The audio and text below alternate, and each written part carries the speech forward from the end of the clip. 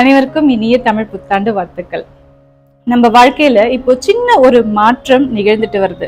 கவனிச்சிருக்கீங்களா? முன்னாடில ஒரு phone call வந்தா போதும், நம்ம மணிக்கணக்கா பேசுவோம். அதுவும் ஃப்ரெண்ட்ஸ் கூட இருந்த டாபிக்ஸ்க்கு பஞ்சமே இல்லை, அவ்வளோ என்ஜாய் பண்ணி பேசுவோம். ஆனா இப்போ அப்புறம் பேசுறேன்னு சொல்றோம், என்ன பேசுறது தெரியலன்னு சொல்றோம், மூட் இல்லைன்னு சொல்றோம். ஸோ இதெல்லாம் ஆட்டிடியூட் அப்படின்னு நினைக்கிறீங்களா? நிச்சயமா இல்லை. அதே சமயத்துல அன்பு குறைஞ்சிருச்சு அப்படின்னு நினைக்கிறீங்களா? அதுவும் இல்லை. இது நம்ம பிரெயின் இருக்கு இல்லையா, அது அதிகமான தகவல், அதிகமான இமோஷன், அதிகமான ஸ்ட்ரெஸ் எல்லாத்தையும் ஹேண்டில் பண்ணி டயர்ட் ஆயிடுது. அப்படி டயர்ட் ஆகும் போது பேசுறதுக்கு சுத்தமா எனர்ஜி இல்லாம போயிடுதுங்க. இப்போ கேள்வி என்னன்னா, நம்ம சைலண்ட் ஆகிட்டோமா இல்லைன்னா நம்ம மனசு ஓய்வு கேக்குதா? அதுதான் என்னோட கேள்வி. வாங்க நிகழ்ச்சிக்குள்ள போலாம். ஊக்கமூட்டும் உளவியல் சேனலை சப்ஸ்கிரைப் பண்ணாதவங்க சப்ஸ்கிரைப் பண்ணிடுங்க, பெல் ஐகான் கிளிக் பண்ணிடுங்க.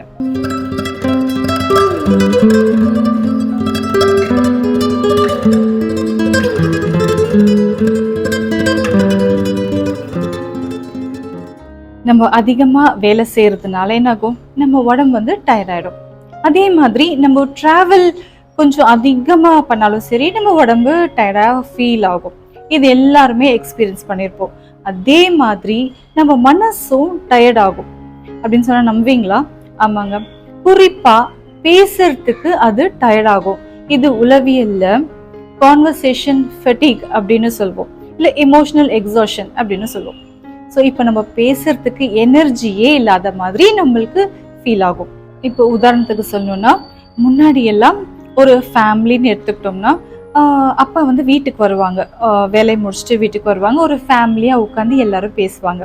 ஆனா இப்போ அப்பா போன்ல, அம்மா கிச்சன்ல, குழந்தைங்க மொபைல்ல, யாருக்குமே பேசணும்னு தோணவே மாட்டேங்குது.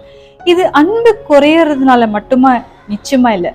மனசு ஏற்கனவே சோர்வு நிலையை அடைஞ்சிருச்சு. அதாவது எல்லார் கையிலுமே இப்போ மொபைல் இருக்கு, எல்லார் கையிலுமே ஒரு வாட்ஸ்அப் ஃபெசிலிட்டிஸ் இருக்கு, அந்த மாதிரி ஆக்சஸிங் பவர் நிறையவே இருக்கு. அவங்களுக்கு என்ன தேவையோ அது கான்வர்சேஷன் அவங்க அந்த ஃபேமிலி மெம்பர்ஸ் என்ன பண்றாங்க, அது ஃபோன், அந்த வாட்ஸ்அப் மூலியமே கம்யூனிகேட் பண்ணிக்கிறாங்க, மெசேஜ் மூலியமே தெரிவிச்சுக்கிறாங்க. ஸோ அவங்க நேர்ல பார்த்த உடனே அவங்களுக்கு ஆர்வம் அவங்களுக்கு தூண்டவே மாட்டேங்குது. இப்போ அவங்க ஃபோன்லயே டயர்ட் ஆயிட்டதுனால என்ன ஆயிடுது, அந்த டயர்ட்னஸ் இன்னும் எக்ஸ்ட்ரீம் லெவல்ல போய் அவங்கவுங்க வேலையை பார்த்துக்கிறாங்க, அந்த கான்வர்சேஷன் ஃபெட்டிக் ஏற்படுது. இப்போ ரிலேஷன்ஷிப் அப்படின்னு எடுத்துக்கிட்டோம்னா, முன்னாடியெல்லாம் சாப்பிட்டியான்னு கேட்பாங்க, அந்த கப்பலுக்குள்ள என்ன பண்ற அப்படின்னு கேட்பாங்க, நான் உன்னை ரொம்ப மிஸ் பண்றேன், இந்த மாதிரிலாம் பேசுவாங்க. ஆனா நேரம் போக போக, நாட்கள் கடக்க கடக்க என்ன ஆகுதுன்னா, அவங்களோட கான்வர்சேஷன் ஷ்ரிங்க் ஆயிடுது. ஓகே அப்படின்ற ஒரு சின்ன அந்த வேர்ட்ஸ்குள்ள முடிஞ்சிருது. பாப்போம் அந்த மாதிரி சொல்லி அவங்க கம்மி பண்ணிக்குவாங்க. ஸோ இது இன்ட்ரெஸ்ட் போயிடுச்சு அப்படின்னு நிச்சயமா சொல்ல முடியாது. இதுக்கு பேர்ன் அவுட் அப்படின்னு சொல்லலாம், இல்ல ஓவர் கம்யூனிகேஷன் அப்படின்னு சொல்லலாம். ஸோ போர்டம், சேம் டாபிக் அவங்க பேசுறதுனால ஒரு போர்டம் அவங்களை அஃபெக்ட் பண்ணிடுது. இதுதாங்க ஆக்சுவல் கான்வர்சேஷன் ஃபெட்டிக் அப்படின்னு சொல்லலாம். இன்னும் கேட்டா, சோஷியல் மீடியாவோட தாக்கம் அதிகமாவே இருக்கு நம்ம எல்லார்கிட்டயும். அதாவது நம்ம எல்லாருமே நிறைய மொபைல் யூஸ் பண்றோம், ரீல்ஸ் பாக்குறோம், ஷார்ட்ஸ் பாக்குறோம். இதனால என்ன ஆகுதுன்னா, நம்ம பிரெயினுக்கு ரெஸ்ட்ன்றது சுத்தமா கிடைக்கிறது இல்லை. இது சென்சரி ஓவர் ஸ்டிமுலேஷன், அதாவது பிரைட் கலர்ஸ், ஃபாஸ்ட் டிரான்சிஷன்ஸ், இது எல்லாமே மூளையை அதிகமா தூண்டுது. இதனால நார்மலான அந்த ரியல் வேர்ல்ட் ஆக்டிவிட்டிஸ் நம்மளுக்கு போர்டமா ஃபீல் பண்ண வைக்குது. இதுதான் போர்டம் இன்டாலரன்ஸை உருவாக்கும். அதே சமயம் சோஷியல் டெவலப்மெண்ட்டையும் அதிகமா அஃபெக்ட் பண்ணுது. இப்ப பாத்தீங்கன்னா, நம்ம ஒரு ஃபேஸ் டு ஃபேஸ் கான்வர்சேஷன் இருக்கணும் இல்லையா, ஒரு இன்ட்ராக்ஷன் மூலியமா தான் நம்மளுக்கு என்ன ஆகும், எம்பத்தி டெவலப் ஆகும், கம்யூனிகேஷன் ஸ்கில் உருவாகும், இந்த மாதிரிலாம் இருக்கும். ஆனா நம்ம ஸ்கிரீன் டைம் அதிகமானதுனால இதெல்லாம் குறையும். நம்ம பேசுறதுக்கு, அதாவது ஒரு சக மனிதர்கள், அது ஃபேமிலி மெம்பர்ஸ் கிட்ட நம்ம பேசுறதுக்கு நம்மளுக்கு அந்த ஒரு புஷ்ஷே நம்மளுக்கு இல்லாம போயிடுது. இந்த மாதிரி நம்ம ஸ்கிரீன் டைம் அதிகமா இருக்கிறதுனால என்னாகும், நம்ம மூளைக்கு கொஞ்சம் கூட ரெஸ்ட்ன்றது கிடைக்கவே மாட்டேங்குது. அதனால என்ன ஆகுது, ரியல் லைஃப்ல பேசணுன்ற எனர்ஜி நம்மளுக்கு சுத்தமா இல்லை.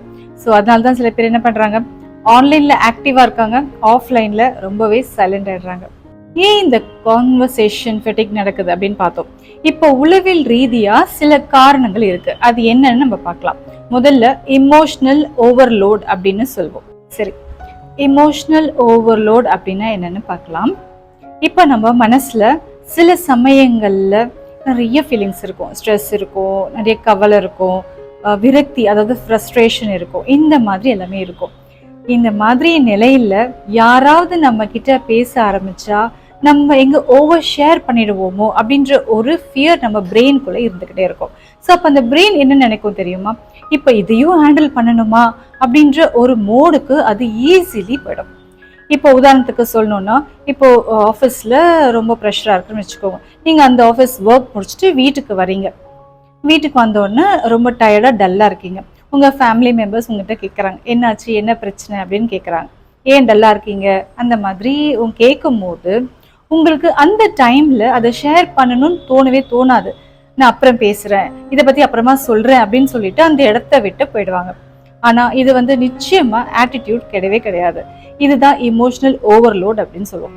ஸோ நம்ம பிரெயினுக்குமே ஒரு லிமிட் இருக்குங்க. எவ்வளோ இமோஷனலை ப்ராசஸ் பண்ண முடியும் அது அவ்வளோதான் ப்ராசஸ் பண்ணும்.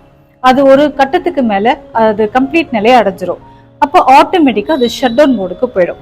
ஸோ இதை பார்க்கறதுக்கு இவங்க பேச மாட்றாங்க, இவங்க ரொம்ப அமைதியாக இருக்காங்க, இவங்க ஒரு டிஸ்டன்ஸ் மெயின்டைன் பண்ணுறாங்க, இந்த மாதிரிலாம் தோணும். மொத்தத்தில் இமோஷனல் ஓவர்லோட்னா அந்த பர்சனுக்கு பேச விருப்பம் இல்லை அப்படின்ற காரணம் கிடையாது, பேச அவங்களுக்கு எனர்ஜி இல்லாததான் முக்கியமான காரணம். அடுத்தது ஃபியர் ஆஃப் ஜட்ஜ்மெண்ட். அதாவது நான் பேசினா எங்க தப்பாயிடுமோ, அது கரெக்ட் தானா, இந்த மாதிரிலாம் யோசிச்சு அவங்க பேசுறத கொஞ்சம் அவாய்ட் பண்ணுவாங்க. அது நேர்ல இருந்தாலும் சரி, ஓவர் த ஃபோன் இருந்தாலும் சரி, அவங்களோட கான்வர்சேஷன் அப்படியே ஷ்ரிங்க் ஆயிடும். இதுவுமே ஒரு காரணம். இந்த பேச்சு வறட்சி அதாவது கான்வர்சேஷன் ஃபெட்டிக்கு பின்னாடி இருந்து சேல் பண்ற இந்த உளவியல் காரணத்துல ஒரு காரணம் மென்டல் பர்ன் அவுட். இந்த மென்டல் பர்ன் அவுட் அப்படின்னா அட்டென்ஷன் குறையும், பேஷன்ஸ் குறையும், இன்ட்ரெஸ்ட் குறையும். அதாவது பேசுறதுக்கு எஃபர்ட் தேவை இல்லையா, ஆனா அந்த எஃபர்ட்டுக்கு என்ன தேவை, எனர்ஜி. அதுவே இல்லாத போது அந்த பேச்சுக்கான அந்த ஒரு வழிவகுப்பு இங்க ரொம்பவே குறைவா இருக்கும். இப்போ ஒரு ஐடி கம்பெனியை இமேஜின் பண்ணிக்கோங்க. ஐடி கம்பெனியில் வேலை செய்கிற ஒரு பர்சன் அவங்க ஆல்ரெடி உங்களுக்கு மீட்டிங்ஸ் இருக்கும், டெட்லைன்ஸ் இருக்கும், நிறைய கால்ஸ் ஹேண்டில் பண்ண வேண்டியதாக இருக்கும், இந்த மாதிரிலாம் இருக்கும். அவங்க வீட்டுக்கு வந்தோடனே அவங்க பார்ட்னர் என்ன பண்ணுவாங்க, இன்னைக்கு எப்படி இருந்துச்சு, இந்த மாதிரிலாம் கேட்பாங்க. ஸோ அவங்களுக்கு ஒரே வார்த்தையில் எஸ் ஃபைன் நோ இந்த மாதிரி சிங்கிள் சிலபல்ல சொல்லி முடிச்சிருவாங்க. இது ஒரு இமோஷனல் டிஸ்டன்ஸ் இதனால கிரியேட் ஆகும். ஏன்னா பிரெயின் ஆல்ரெடி 100% அங்கே யூஸ் பண்ணி முடிஞ்சிருப்பாங்க அந்த டேக்கு. ஸோ அவங்க பேசுறதுக்கான எனர்ஜி அவங்களுக்கு அப்படியே கம்மியாக இருக்கிற நிலையில இருப்பாங்க. ஸோ அவங்களுக்கு சுத்தமாக எனர்ஜி இல்லை, அவங்களுக்கு பேர்ன் அவுட் ஆயிடுவாங்க. ஸோ அந்த இடத்துல அமைதி அதாவது சைலன்ஸ் அங்கே நல்ல வெளிப்படையாக தெரியும். ஸோ இதனால மிஸ் அண்டர்ஸ்டாண்டிங் நிறைய வர சான்சஸ் இருக்கு. நீங்க ரொம்ப மாறிட்டீங்க அப்படின்ற வார்த்தைகள் அவங்க சொல்லுவாங்க. ஸோ இமோஷனல் டிஸ்டன்ஸ் நிறைய இருக்கும். ஸோ இதுக்கு என்ன சொல்யூஷன் அப்படின்னு பார்க்கலாம். பேசுறதுக்கு முன்னாடி கொஞ்சம் ரெஸ்ட் கொடுக்கும், அதாவது மென்டல் பிரேக் நிச்சயமா தேவை. ஸோ இதை ஃபாலோ பண்ணலாம். டீப் கான்வர்சேஷனுக்கு முன்னாடி ஒரு ரைட் டைம் நீங்க கண்டிப்பா சூஸ் பண்ணியே ஆகணும். அட் த சேம் டைம் நான் இப்போ டயர்டா இருக்கேன் அப்புறமா பேசுறேன் அப்படின்னு சொல்லிட்டு ஓப்பனா உங்களோட பார்ட்னர் கிட்டயோ இல்ல அந்த கன்சர்ன் பர்சன் கிட்ட நீங்க ஒரு பெர்மிஷன், ஒரு அனுமதி கேட்கலாம், தப்பே இல்லை. ஸோ இப்போ கான்வர்சேஷன் ஃபெட்டிக் அங்கே நடக்கவே நடக்காது. ஸோ மென்டல் பேர்ன் அவுட்னா பீப்புள் அவாய்ட் பண்றதுன்னு அர்த்தம் கிடையாது, அவங்களுடைய மைண்ட் சர்வைவல் மோட்ல இருக்குது அப்படின்னு தான் அர்த்தம். இந்த கான்வர்சேஷன் ஃபெட்டிக் அதாவது இந்த பேச்சு வறட்சி சொன்னோம் இல்லையா, இது வராம இருக்கிறதுக்கு சில டிப்ஸ் அண்ட் ட்ரிக்ஸ் இருக்கு. அது என்னன்னு நம்ம பார்க்கலாம். முதல்ல சைலன்ஸை நம்ம அக்செப்ட் பண்ண கத்துக்கணும். அடுத்தது நம்ம குறைவா பேசலாம், ஆனா அதோட மீனிங்ஃபுல்லான ஒரு டாபிக்கா நம்ம சேஞ்ச் பண்ணிக்கலாம். அடுத்தது புதிய டாபிக்ஸா நம்ம ட்ரை பண்ணலாம். அதாவது நம்மளுடைய மெமரிஸை நம்ம ஷேர் பண்ண கற்றுக்கலாம். நம்மளோட கனவு என்ன, ட்ரீம்ஸ் என்ன, அதெல்லாம் ஷேர் பண்ணலாம். நம்மளோட வாழ்க்கையில் நிறைய ஃபன்னியான இன்சிடென்ட்ஸ் நடந்திருக்கும் இல்லையா, ஸோ அதை நம்ம பகிர்ந்துக்கலாம். ஸோ இந்த மாதிரி நம்ம பேசும்போது அந்த கேப்பை நம்ம ஃபில் பண்ணலாம். அந்த கான்வர்சேஷன் ஃபெட்டிக், கான்வர்சேஷன் ட்ராட் வரவே வராது. அதுவும் குறிப்பாக டிஜிட்டல் டீடாக்ஸ், ஃபோன் யூசேஜை குறைச்சாலே ரியல் கான்வர்சேஷன் நம்மளுக்கு அதிகமாக நடக்கும். அடுத்த முக்கியமான ஒரு விஷயம் என்னன்னா லிசன் மோட். அதாவது நம்ம பேசுறத விட நம்ம பேசுறவங்கள கண்ணை பார்த்து அவங்களுக்கு முக்கியத்துவம் கொடுத்து அதை நல்லா அப்சர்வ் பண்ணோம்னாலே கான்வர்சேஷன் நேச்சுரலாகவே பில்ட் ஆகும். அது நல்ல ஒரு ஃப்ளோலையும் இருக்கும். அந்த கான்வர்சேஷன் ட்ராட் நிச்சயமா வரவே வராது. நம்ம எல்லாருமே மனசுல வச்சுக்க வேண்டிய விஷயம் என்னன்னா, சைலன்ஸ் வந்தா அது முடிவு இல்லை, அது ஒரு அலார்மிங் சிக்னல். அதாவது உங்க மனசு ஓய்வு கேட்குதுன்னு அர்த்தம். கான்வர்சேஷன் ஃபெட்டிகை புரிஞ்சுக்கிட்டோம்னா நம்ம நிச்சயமா ரிலேஷன்ஷிப்பை சேவ் பண்ண முடியும், மைண்டும் காம் ஆகும். இந்த நிதர்சனமான உண்மையை நம்ம புரிஞ்சுக்கிட்டு கன்சிஸ்டண்டா இதை நம்ம தினசரி வாழ்க்கையில அப்ளை பண்ணோம்னா நிச்சயமா ஃபேமிலி லைஃப் ரொம்ப அருமையா இருக்கும். நம்மளோட குழந்தைங்களோட உறவும் நம்மளுக்கும் உள்ள அந்த பாண்ட் வந்து இன்னும் அருமையா இருக்கும். ஸோ நம்ம சக மனிதர்களோட அந்த பேச்சுவார்த்தை நடத்தும் போது அது எந்த வித வறட்சியும் இல்லாம அருமையா இருக்கும். இந்த நிகழ்ச்சி உங்களுக்கு பிடிச்சிருந்தா சேனலை சப்ஸ்கிரைப் பண்ணுங்க, லைக் பட்டன் ப்ரெஸ் பண்ணுங்க. இந்த லிங்க் யாருக்கு உபயோகமா இருக்கும் நீங்க நினைக்கிறீங்களோ அவங்களுக்கு இதை ஷேர் பண்ணுங்க. Thanks for watching.